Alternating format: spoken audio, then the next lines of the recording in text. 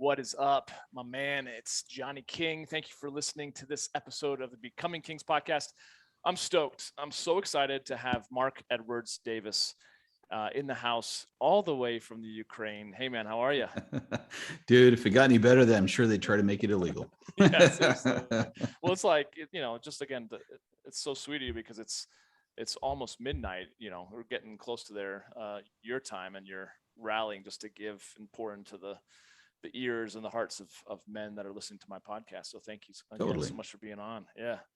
Well, your bio says, which some of the stuff I didn't know. We've obviously connected several times before now, but and I've been a guest on your podcast. But that's right. World Series of Poker alum, didn't know that. Pastor's kid, a guitar player, a fitness junkie, a nonprofit founder, a certified No More Mr. Nice Guy coach. I didn't know that either.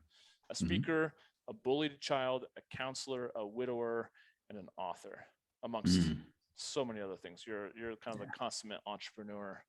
And you've got some really cool other businesses that you've got going on too, besides supporting men with the authentic man kind of movement that you've got going on. But it's just good to have you on. Thank you. Dude, no, listen, I love you. And I love every time we talk is great. I mean, it was a little over a year ago during the beginning part of the pandemic, we did this fundraising program called Ambassadors of Hope, and you really poured your heart into that. And it was obviously great to have you on my show. And I love what you're doing for guys. And so the synergies, like, how many of us are there in the world? So it's really kind of cool. Yeah, it's true. And it's, we were just talking before I started recording, I might have to make a visit over to the Ukraine and check it out. I've never been over there, but just looking up at some of the Google photos, looks gorgeous. The towns over there look amazing. Very European. It's really cool. And you've been out over there for how long? In and out for probably 11 years. And this year I have a staff here, and I got a big office. And so I basically been here since January. So for whatever time you're watching this podcast, that means about 10 months. Yeah.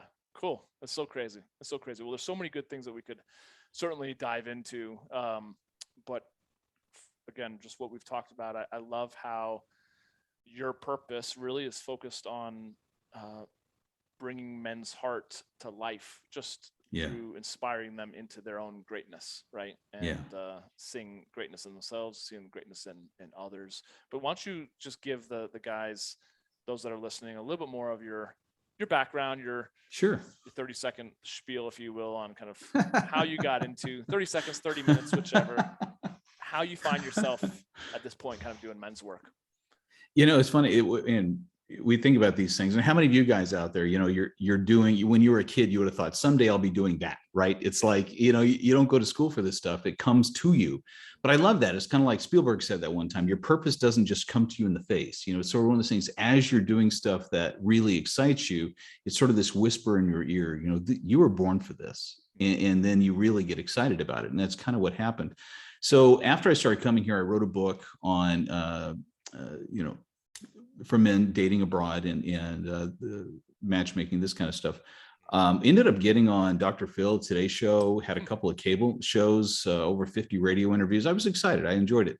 And so that kind of got me into doing a weekly broadcast. So I started doing a weekly, webinar, internet broadcast for men. And as I was talking about all the different topics for men, I got more into really deeper personal development stuff for guys. And I found a love for it. It was just it was awesome. And because you would get comments from guys going like, dude, that, you rock my world. My eyes were open. And I don't believe you and I aren't geniuses. What's been said's been said, like Solomon said, nothing's new under the sun.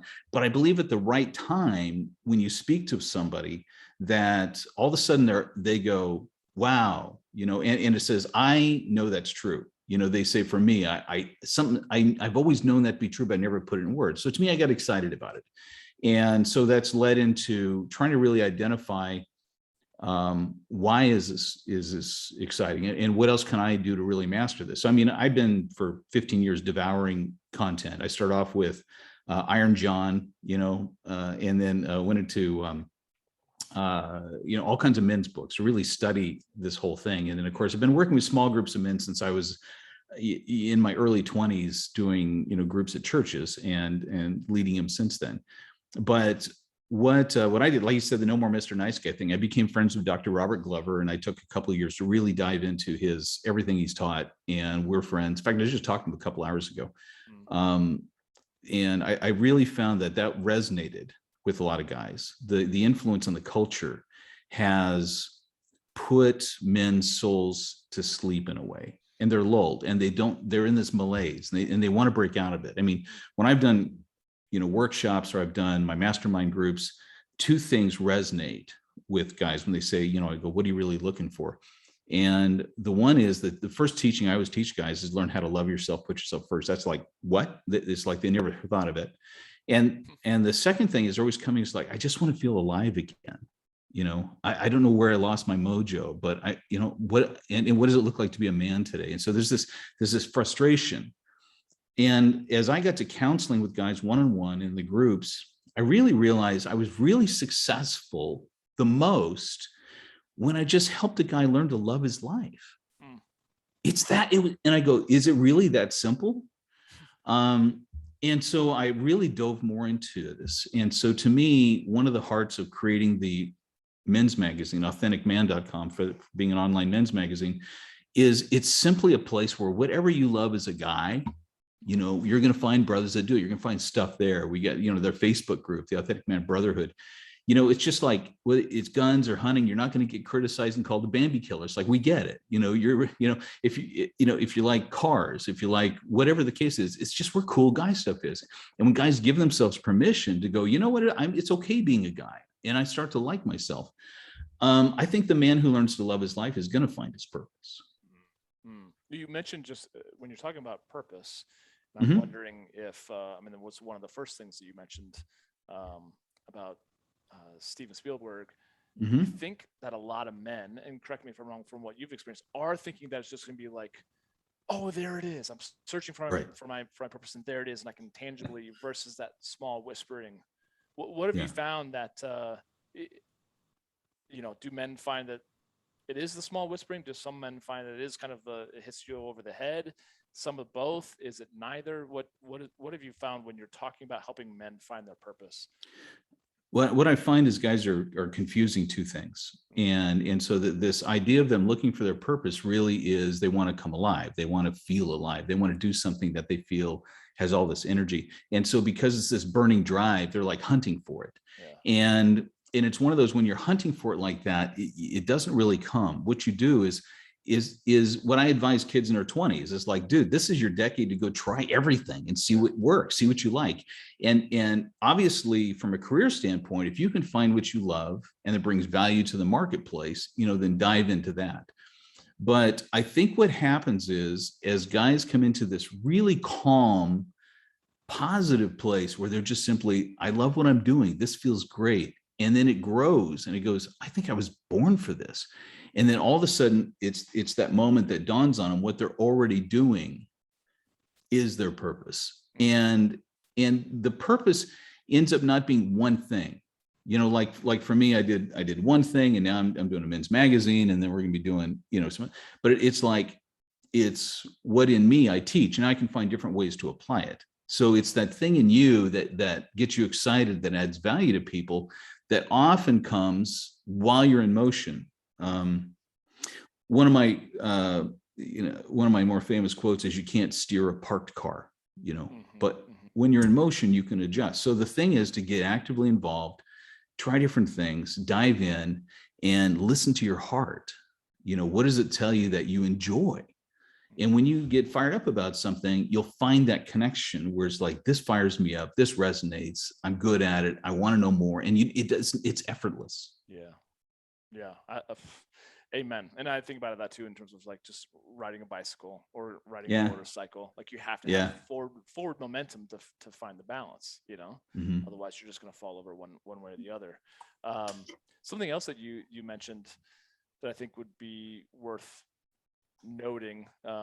Yes, we talked about purpose, but on the other hand, I think it's just listening to you and your story, and what I appreciate too about talking to you is, I talk to guys who are in their 30s and their 20s, and they're still working to figure it out. What's so great about speaking with someone like you, because you're walking you're walking the walk, you're walking the path, Mhm. you're in the work, but you also come from a place where you still have so much more life to live, but you also have enough life you have lived that there's so much wisdom to even just the things that you say. I can just tell, I can feel, I'm like, okay, this is a man that's not just Mhm. regurgitating stuff. He's actually speaking it from a place of I've lived it, Yeah. Yeah. which I think is really, really powerful. Um, how are you going about coaching? I mean, you said a little bit just then about men in their 20s, 30s, Yeah. 40s, looking back on like, your past experiences. If you were talking to yourself Mhm. for the decade of the 20s, you say just try everything, you Mhm. know, just experiencing. What would you say to the men in their 30s versus the men in their 40s? Any words of Sure. advice to those decades? Ab- Absolutely. Yeah. The 20s is discovering yourself. It's discovering what you love. It's trying things. It's finding your combination of where you have natural skills and where it works in the marketplace, and then deciding, what point you want to then anchor in and maybe create family and become your own king in a sense. It's sort of by the end of your 20s, you're sort of like, all right, I'm going to put my flagpole here, but it's like you don't know where to put your flagpole if you haven't scouted the territory. Your 30s, now that you put your flagpole down, tear it up.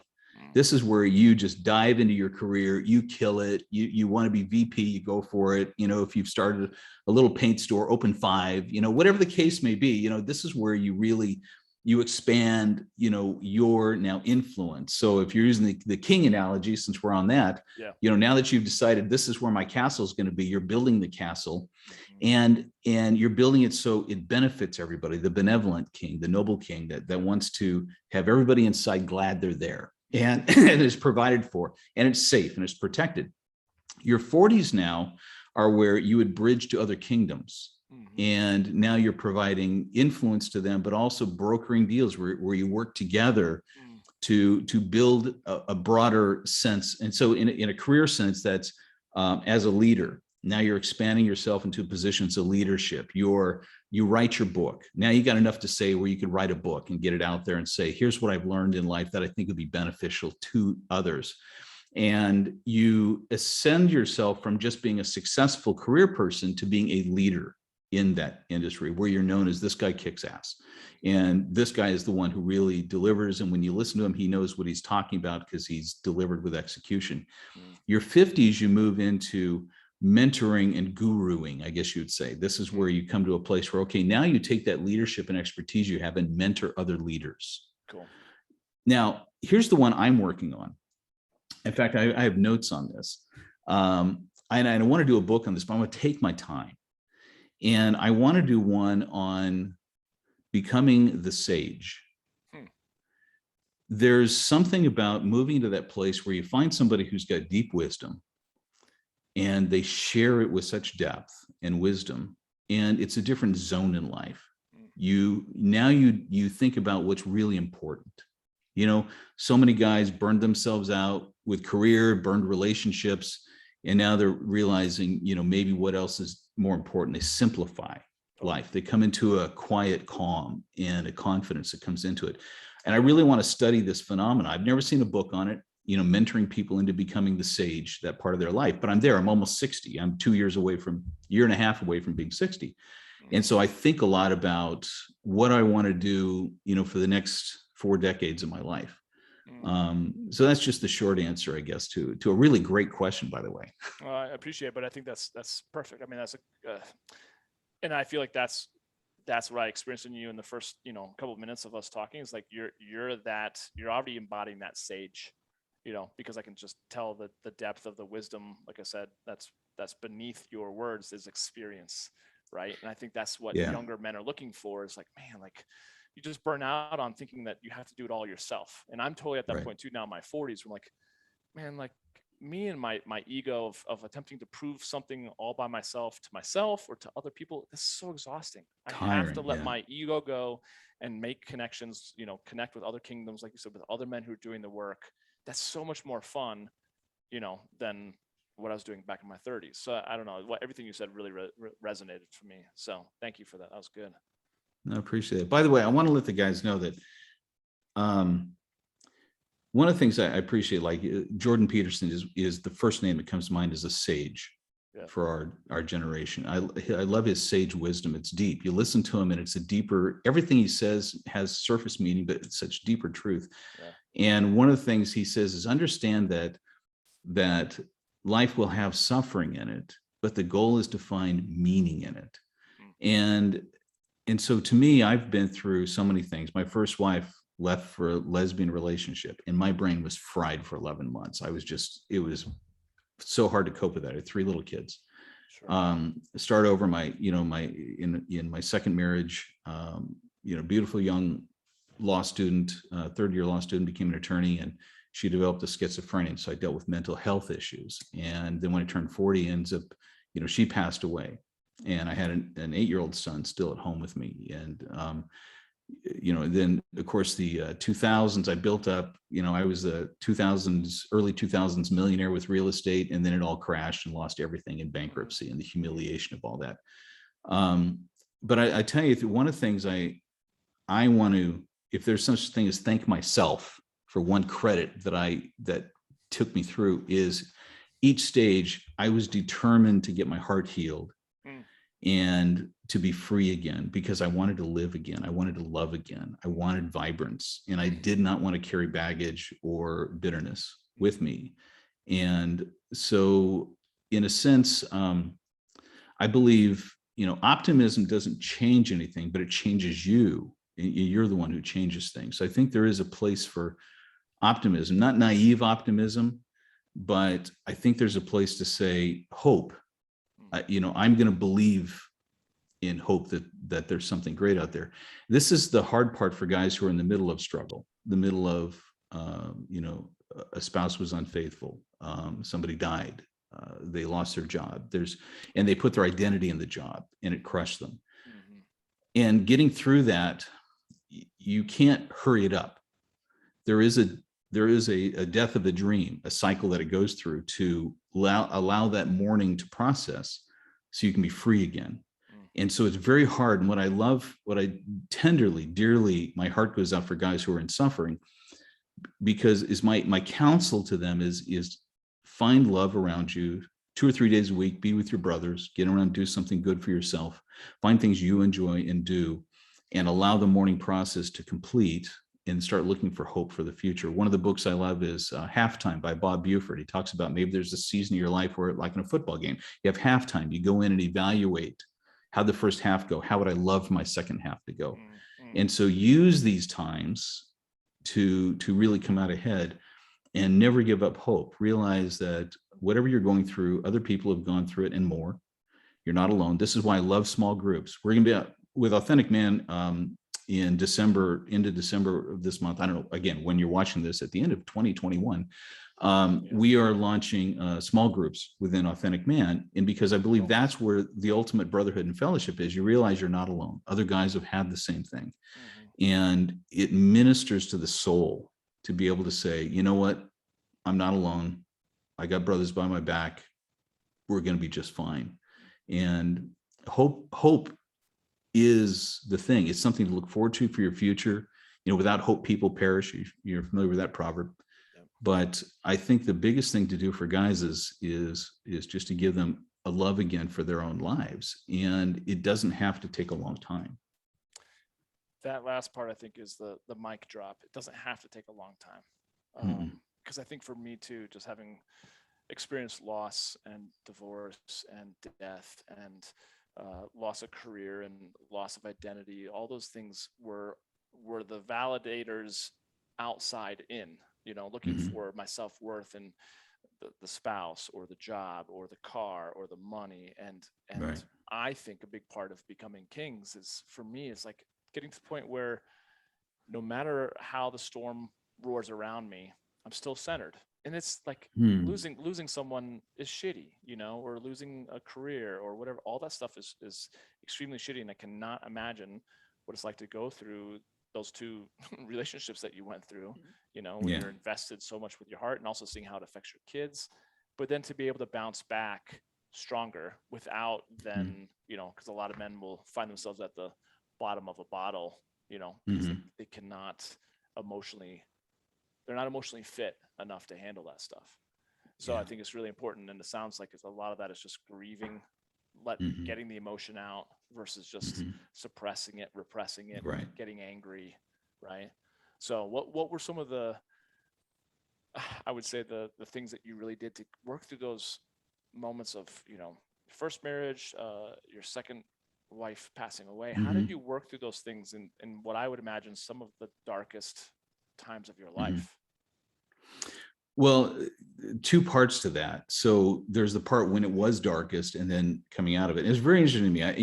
I've always, like I said, been an optimistic type of personality. And Mm, so, I used to be a little bit cynical about people in depression. I'm going, come on, but when I went through it, I realized it's as a counselor friend of mine told me, he says, it's a life depression. It's like everything you told yourself you'd be in your 20s, you're 40 now and you're not. And so your subconscious is depressed and it needs to get through it. And so but you don't wallow in it. So when you're down, you definitely, I made it a discipline. I'd be asking people after work, hey, let's go out for a drink. And I wasn't a big drinker, but it's just to go out with people, is to be around people and have a friend, have somebody you can talk to. I had a guy named Steve Marks.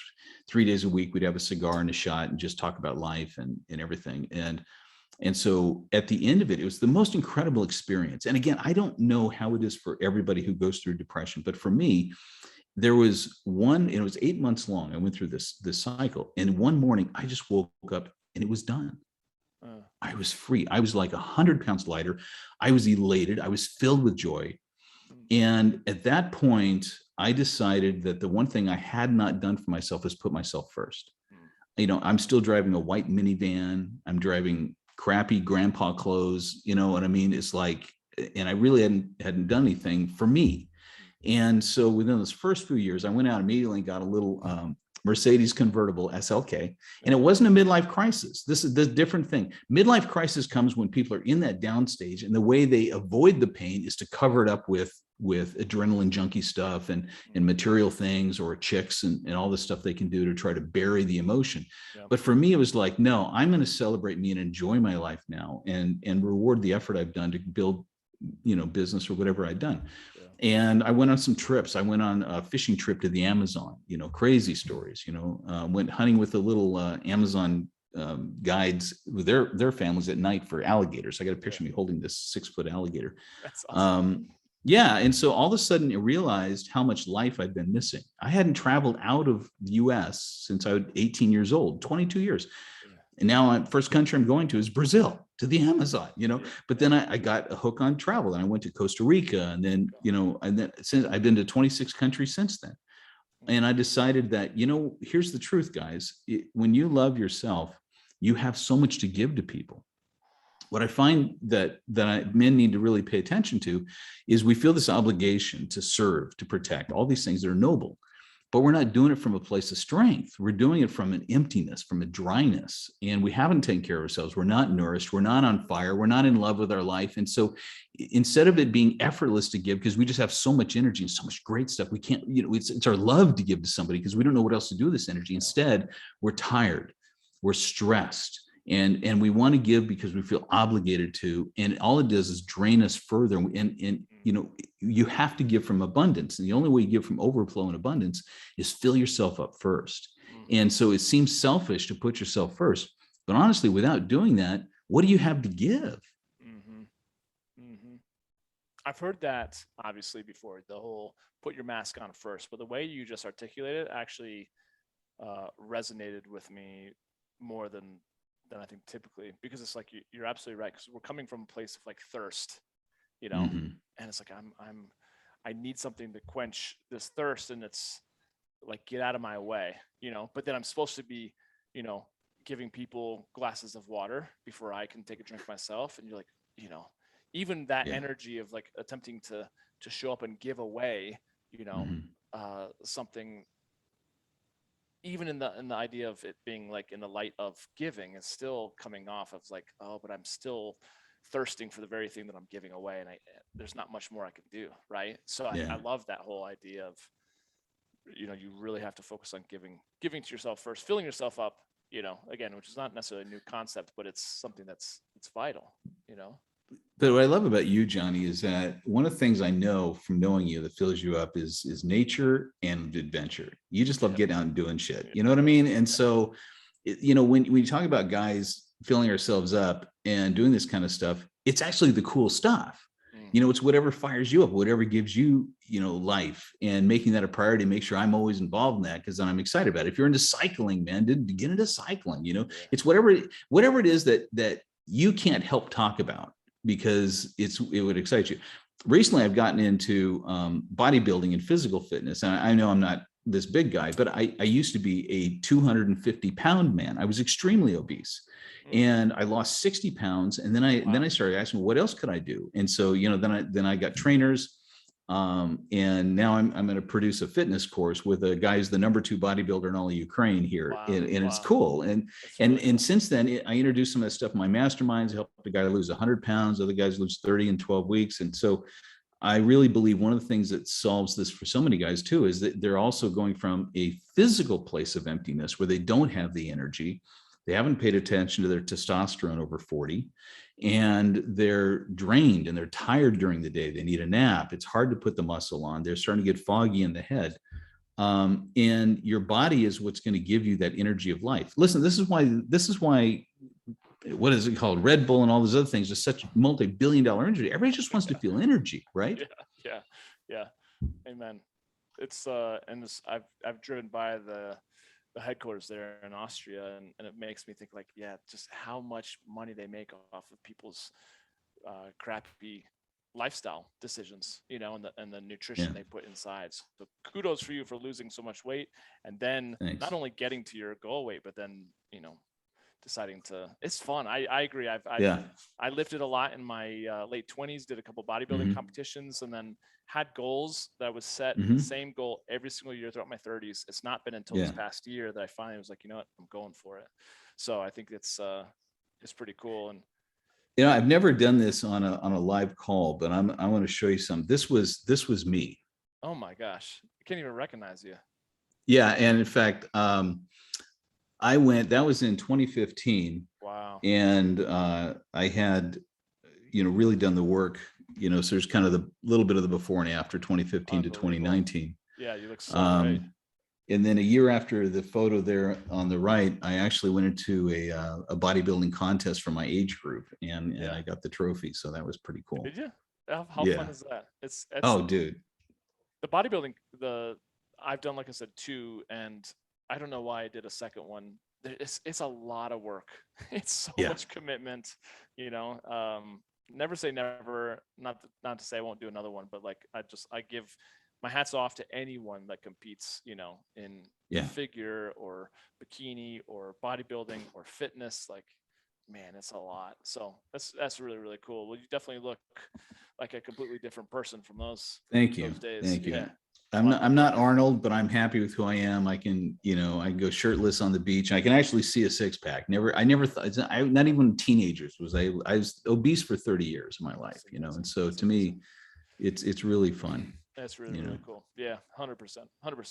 Well, and as we're talking kind of more about awakening men to find their purpose and to find their greatness, the whole topic of conversation around a man making his mark in the world.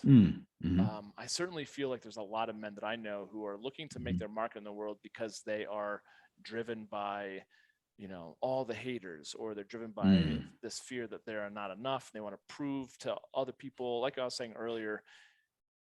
But I feel like that's, again, pouring from an empty cup in many different ways. So what advice would you give to those guys that are listening who certainly do feel this calling on wanting to make their mark on the world, or leave a legacy, but doing it from a place of true intention and love and abundance versus the scarcity and everything else on the other side of the spectrum?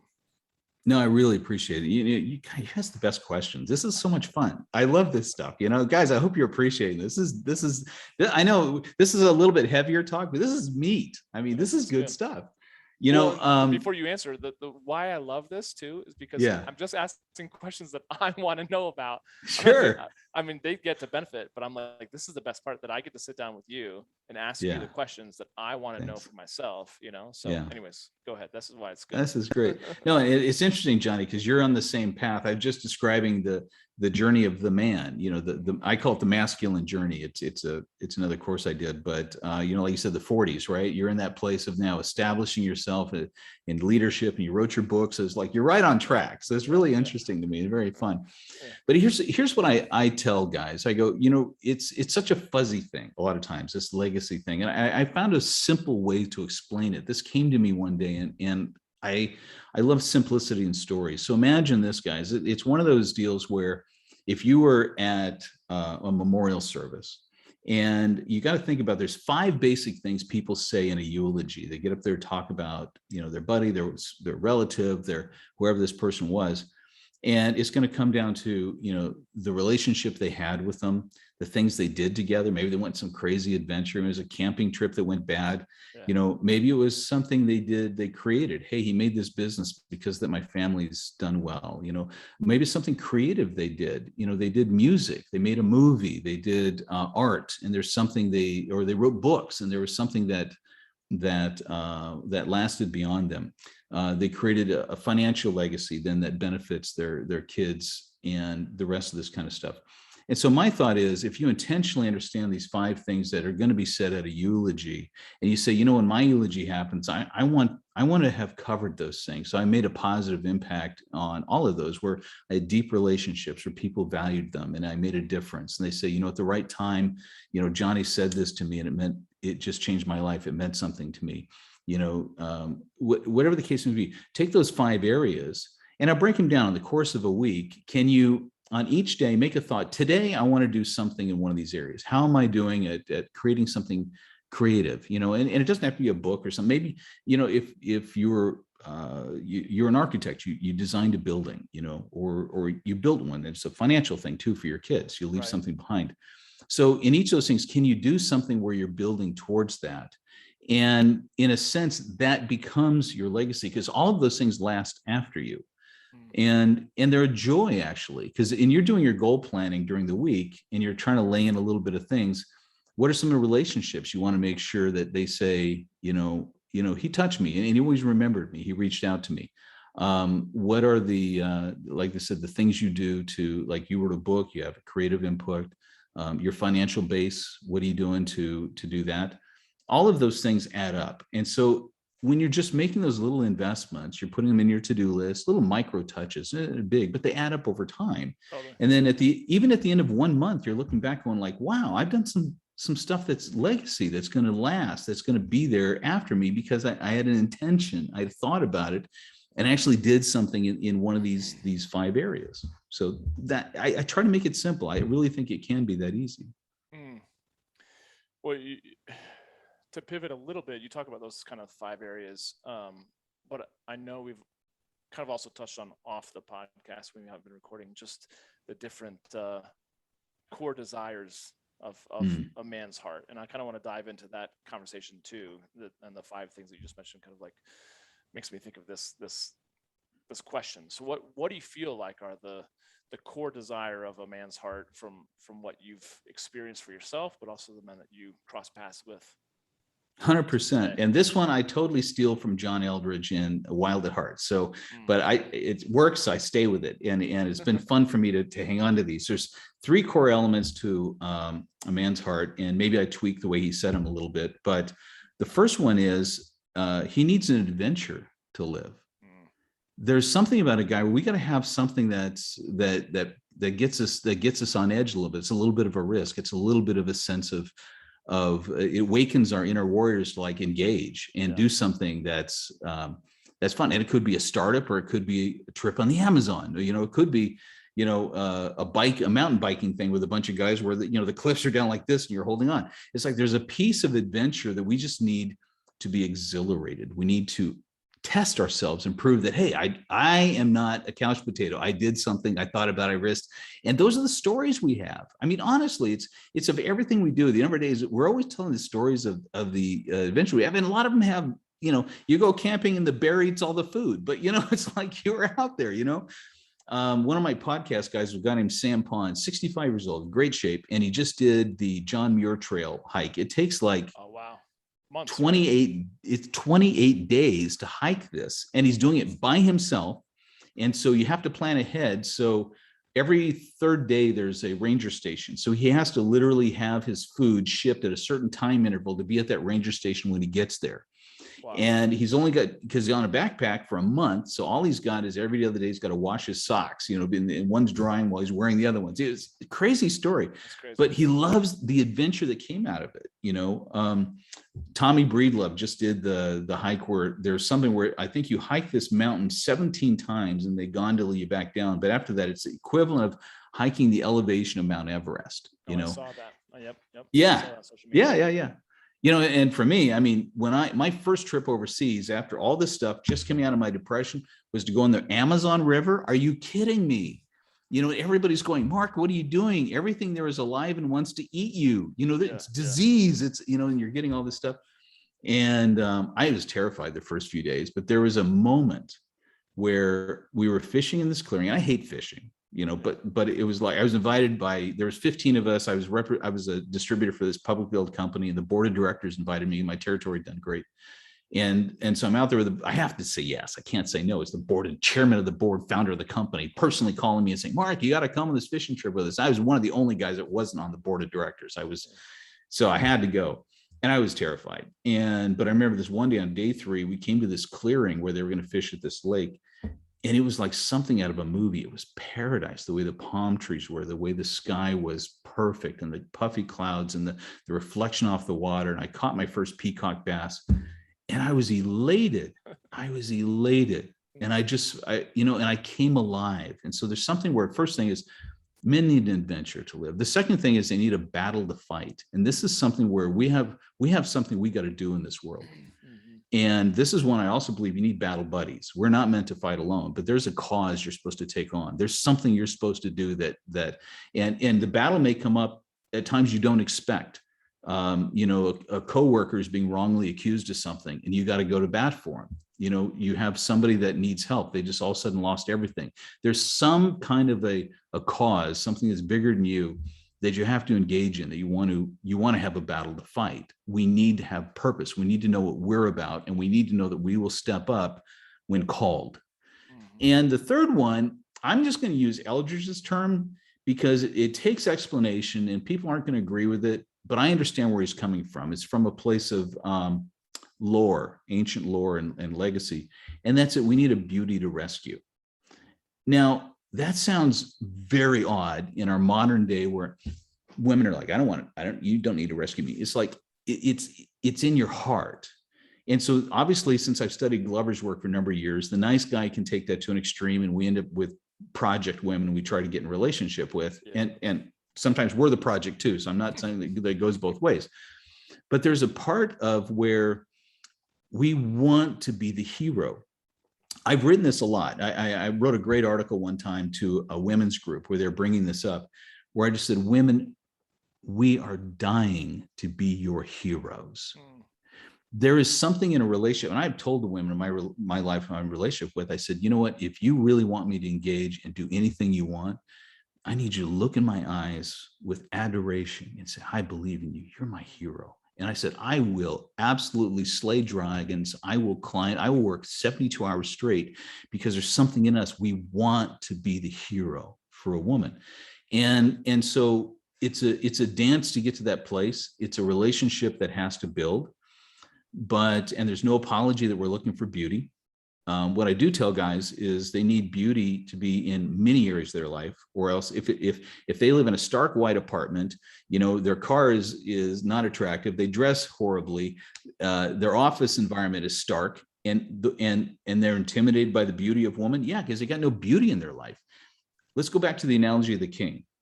A king has opulent architecture, beautiful tapestries. He's got musicians playing in the courtyard. He has girl dancers. He's got a garden that's like none other else. His life is surrounded by beauty. It fills his soul. Connection with nature is. So I always tell guys, look, make sure you're connected with nature. You got good music you're playing on time, whatever music it is for you. Dress well so you feel good about yourself, clean up your house and decorate it. And then when you're around beautiful women, it's just one more beautiful thing that's normal to be in your life. You won't be intimidated by it. But I tell guys, it's that piece where we're looking to rescue the beauty. And in doing so, it has, first of all, the part of we add beauty to our lives. And then it's just natural for us to, want to be the man and be someone that she can finally rest into and lean on your chest as the safe place. The world's hard, but in you, you're my bubble of safety. I can finally come to myself and relax into you. And when a woman does that, she can lean into your chest, let herself go, and just said, I'm safe here. Boy, I tell you, that fills us and them in a really deep way. So I think those are the three core desires of the man's part. Adventure to live, a battle to fight, beauty to rescue. Yeah. I love it. Speaking about the beauty, and again, all these things I think are applicable, whether you're straight, gay, anything else in between, in terms of, if you desire that romantic relationship in your life. But what would you say along that same theme? Like, what are the first couple steps towards achieving romantic mastery? Oh, it's funny. I did not prop you up to say this, but I want to tell you, I bought the domain romanticmastery.com. Okay. Yeah. I actually have I did a full course. I recorded over a weekend, and that is something I want to come out with, because it's something obviously I've studied. I've spent 11 years in matchmaking. I've helped create 400 plus marriages, less than 5% divorce. So part of this has been a big part of my life. And I will tell you this, there are 3 core components I believe that guys have to understand to recreate the kind of relationship that's going to last. And there's so many facets. What are you looking for? Getting yourself in place and all this. But let me at least, just for answering your question, give a relationship model, if I can do that. Please. Okay. The relationship model has 3 components to it. And the first one is you have to throw out this notion of it's a 50-50, it's all that kind of stuff. That's really so irrelevant. That's just not the way it works. The interesting part is, in the cultures here, what they're looking for is what they call their half. They're not looking for a life partner. They're looking for their half. So it's a social connection. So first of all, if you imagine this, the first person I met who explained this to me was a Russian woman who'd been married to a guy. And honestly, I've done this matchmaking in Colombia and Thailand too, and the Asian cultures, the Latina cultures, and the Eastern Europeans. They all have the same idea of I'm trying to find my half. And that comes from a Greek legend where supposedly the humans were this powerful creature that had 2 heads, 4 arms, 4 legs. And Zeus thought they were too powerful. So he split them in half and separated them to the ends of the earth. And they spend their life trying to find each other again. Well, here's how it applies. When you believe someone else is your half, they become a reflection of you.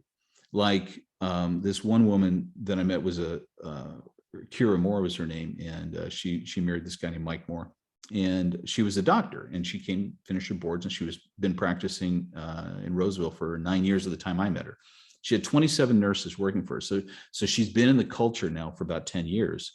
And she said, it breaks my heart every day. I listen to these nurses and I hear them competing against their men. But here was her comment. She goes, I don't understand how could they do that to themselves? And I was like, what are you talking about, woman? But in a sense, it's like, you have to understand that when you come to a place where you two are, is the biblical thing, right? The 2 shall become one flesh. It's like when that person becomes a reflection of you and you're a reflection of them. That's the goal. That's one place to put it.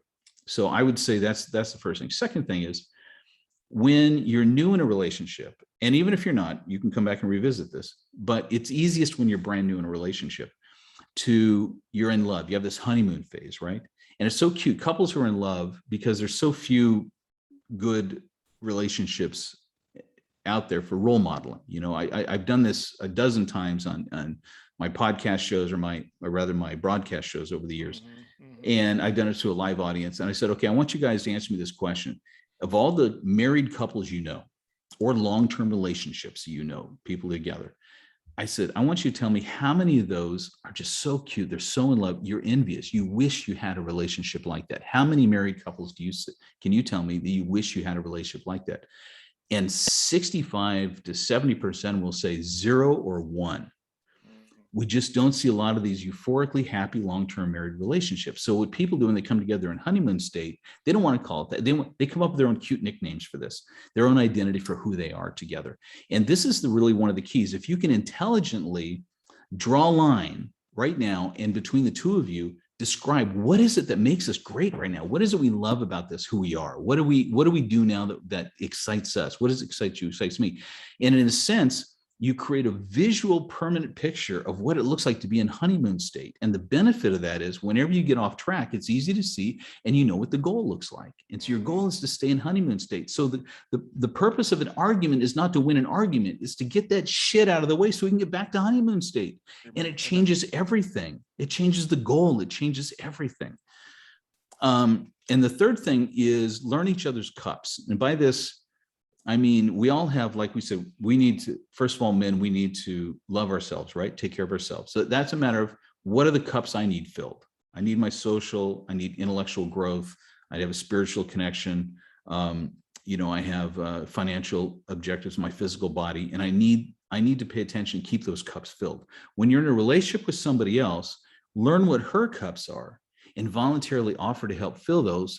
And in the relationship you want somebody who's going to also want to help fill your cups. And the process, the beauty of that is then you become aware of the other person and where they are and what they need. I was in a relationship with a woman where I'd be down and she goes, you need to get out and go have a cigar with your buddy. Get out, go have some fun. You got to shake this off. Or they'd come up and say, you haven't had sex in 2 days. Do you need something? Do you need a blowjob? I mean, it's like when you're in a relationship with somebody where they're in tune with you, you're in tune with them, you want them happy and you want it, but you know what they are and you know what their cups are. So those three things, I mean, this is an hour-long talk I've done on its own, and maybe someday it'll be a book, but I'm saying I think those three are really why we've had such successes in our relationships. That's a completely different spin too on certain things that I haven't heard before. So that's pretty fascinating. And I would definitely read that book when you write it. So now that you want to do a TED URL, talk first. Yeah, well, let's go. Let's get this going. It's awesome. Thanks. Along the lines of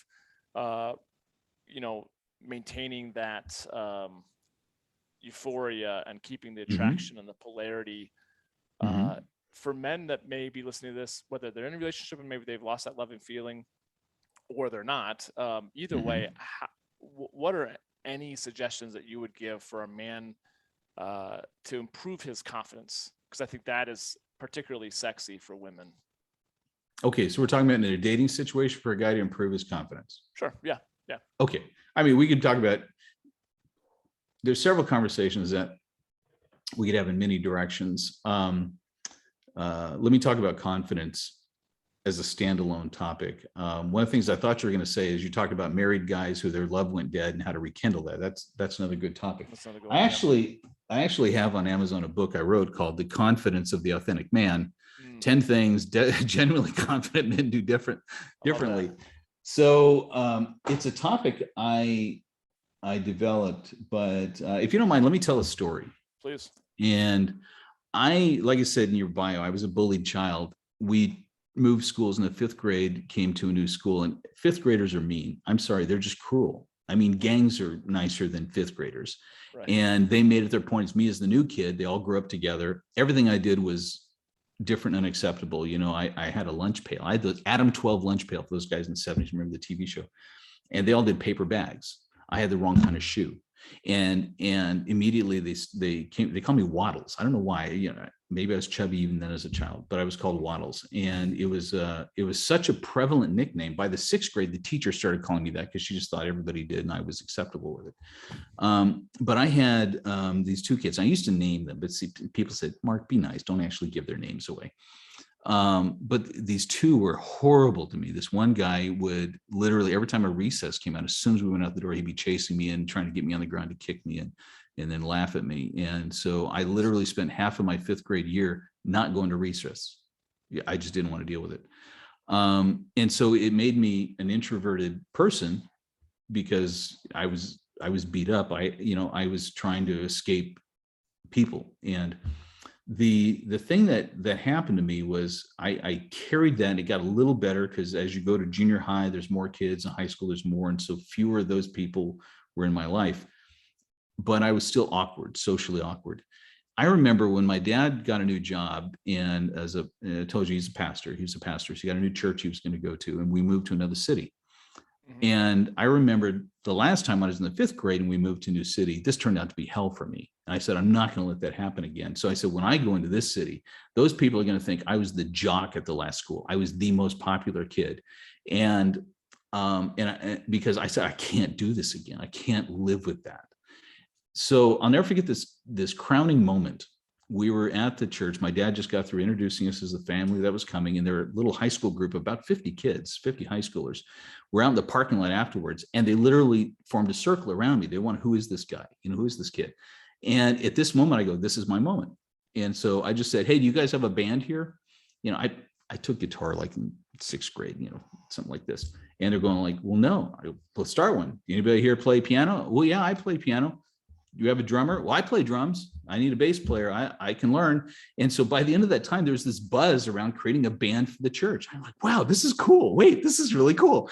And then I said, all right, well, what else would be cool? All right, I got to be on the football team. I never played football. I go in, hey, I want to be on the football team. No idea what I was doing, right? But I realized everything I did started progressively benefiting me and coming to life.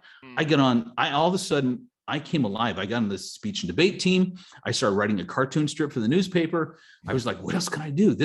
I'm like, this is so cool, And so I realized one thing is people will believe you are who you say you are until you prove otherwise. So the first thing is find the positive identity you want to be. As Shakespeare said, assume a virtue and it's yours. Now, I wasn't acting outside of who I was, because prior to the 5th grade, I was actually a very happy-go-lucky young kid, and so I was kind of rediscovering what was already in me and just being really happy with it and finding ways to express it. So for me, before I talk about approaching women or anything like that, by the way, in those 2 years, you got to imagine I had no girls in my life through my sophomore year. But those last 2 years, I kissed 27 girls. I had, you know what I mean? It was like, it was a buffet. Yeah. It was on. And so I think about it, and I've never gone back. I've always been alive, and I've always had this sense of great thirst for life and joy. And this is the interesting part. So after going from that socially awkward kid to come to this new school, at the end of that first year there, the junior year, and these kids all grew up with each other. It was a cowboy community, Morgan Hill, California. My own student body voted for me to represent the class, the senior class, at the annual convention. Where I had to wear the white tuxedo and the whole school would show up for it. And I think about, what was the difference now? Was I faking it till I made it? What was the case? And I think for me, what people have to understand is they need to evaluate different areas of their life where they're allowing what other people have told them to dictate who they think they are. And my story tells the fact that if I continue to believe what other people said about me, that would be my destiny. And I had to think, what do I want my destiny to be? What do I want my story to be? How do I want to live? If I imagine myself enjoying my life fully, who is that person? And here's the thing, this is why Authentic Man is dedicated to guys learning just to enjoy being men, enjoy being who they are, who they were born to be. We're not born gender confused. We just have we're dormant and we need to be awakened. But it's like, so confidence comes as you have to move out of being beaten up by the world, allowing your inner dialogue to tell you, I'm not good at this. I'm no good at this. I can't do that. It's like, no, that's been put on you by other people. Amen. And to separate that, and this is why I want you to hear my story, because if you can separate that out and realize that all of that has been put on you, you need to stop and draw a line and say, who do you want to be? And if you come to the place, and I do several things to teach when I do counseling to get people on a momentum, so they're feeling good about their day, feeling good about themselves.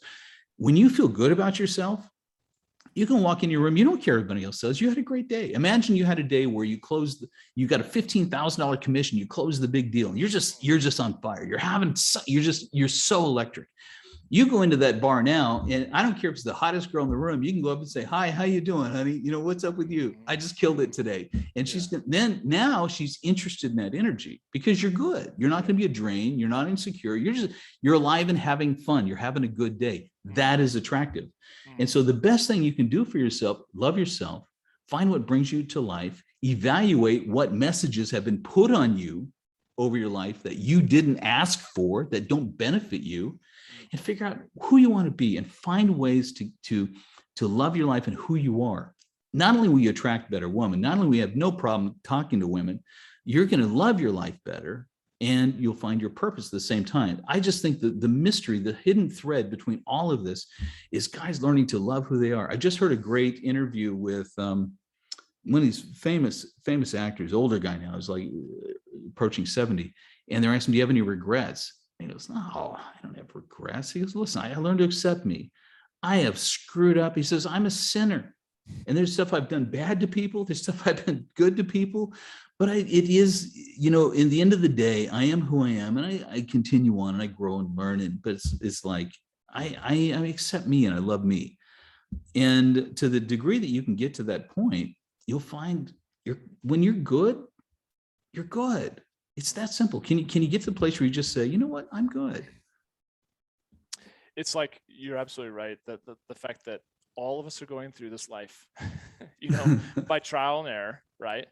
And we're all leaving a wake of, you know, of something, hopefully, you know, of you know, a positive legacy versus a negative legacy. But there's bound to be people that their impression of you is not going to be so great. And let's just hope that if you're on purpose, you're going to have a much greater percentage of those people that you've touched. That's going to be a positive impression. You're going to have those people. I don't know a single person, you know, that doesn't have someone who's like, oh, you screwed me over, or, you know, whatever. I mean, we're all in car crashes. We're all in doing those stuff. That's just part of the human experience, you know, and I think you're absolutely right. Learning to love yourself and to create a life that you can fall in love with versus looking for pieces that you think are going to complete you. And have a life that's worthy of love. You got it. And that so much resonates with what the work that I've been doing for myself too, that I think that's just profound. So thank you. That's a great story and such a good point. I really, really appreciate that.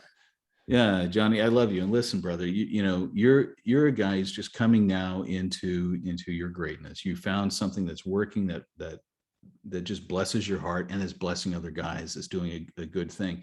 And you're doing that question, where does this go? What do I do with it next?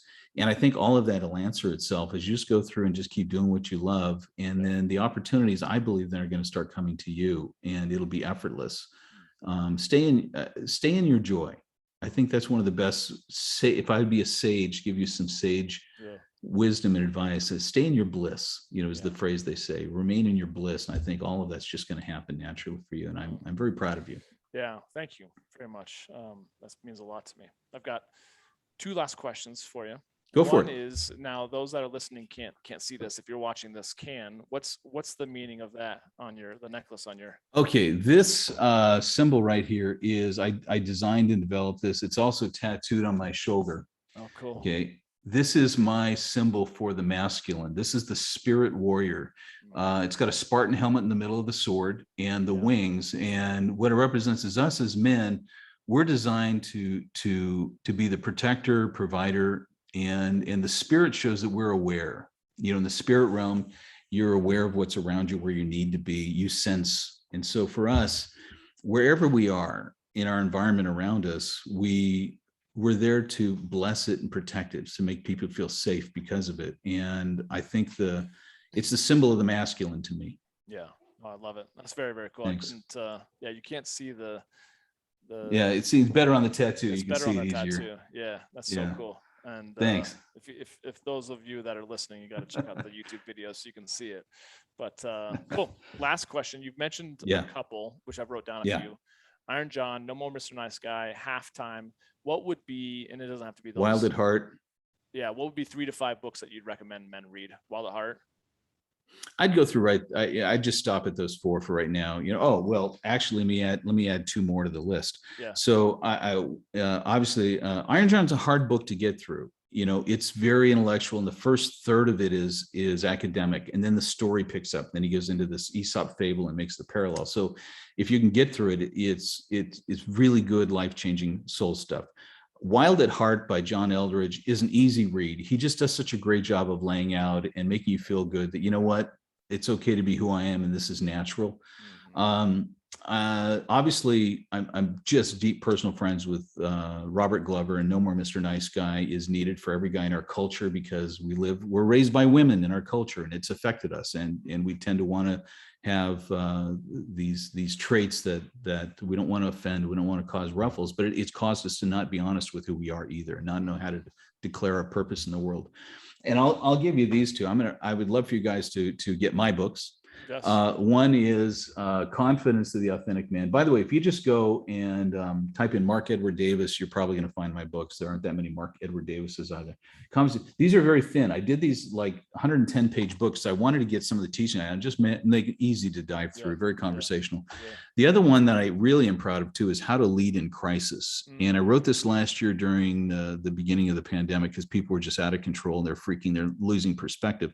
100%. And I'm really proud of the fact one of the guys in my tribe is in the military, and he bought 15 copies, started giving them to other officers he knew. One of them was a 2-star general, and she now makes it required for reading for all the officers in her command. And it's just how to be the calm in the storm and lead with a vision for the future. Oh, that's amazing. Well, for those of you that are listening or watching, I'm going to put these books in the show notes, so you can just click on these and go to Amazon and pick them up.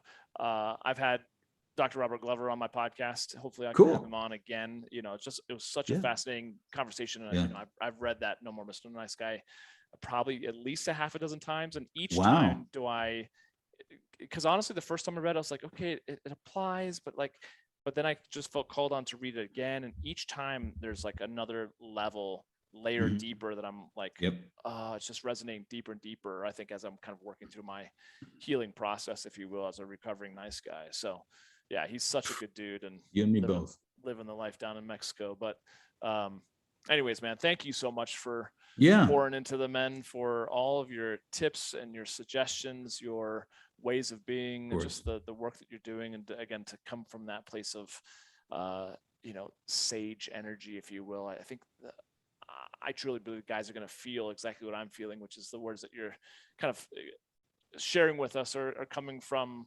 not just your life, but just it's like a legacy of men's healing and a greater sense of purpose in life. So I'm so grateful that you're on your purpose, and you're taking your time at midnight tonight to hang out with us.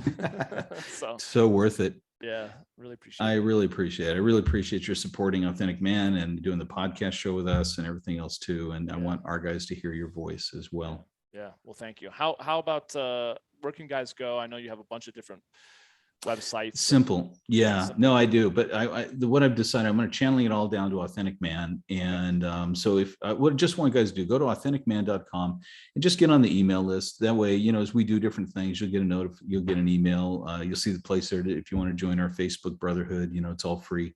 And it's just a place for you to enjoy being a guy. Honestly, I have no other agenda in this. I want my hope is it'll eventually be a gathering place of all men's stuff. I want, I'll have you. I want you to write articles. I want you to be a contributor. I want all the guys who have good stuff. So we bring it together. We're bringing articles from like 20 different magazines in, so you don't have to read all those.